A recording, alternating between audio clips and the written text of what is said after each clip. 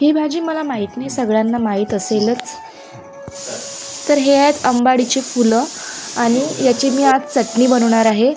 माहेरवरून येताना खास माझ्या आईने मला ही दिली, त्यामुळे याला भाजीला तोडतानासुद्धा मला माहेरची आठवण येत होती. आणि यांचा जो हा पाकळ्यांचा भाग असतो ना, तो मी काढून घेतात आणि तोच आपण चटणी बनवण्यासाठी वापरणार आहोत.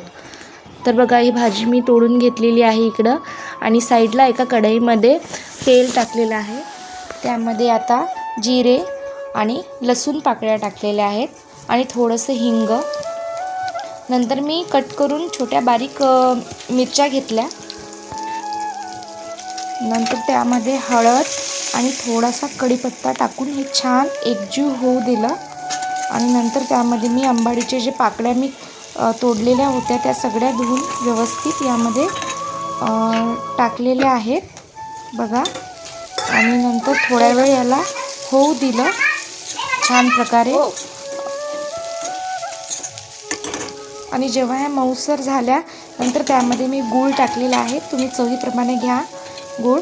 आणि खरंच गुळाने ही चटणी खूप छान आंबट गोड याचं छान कॉम्बिनेशन होऊन जातं आणि छान टेस्टी ही चटणी तयार होते.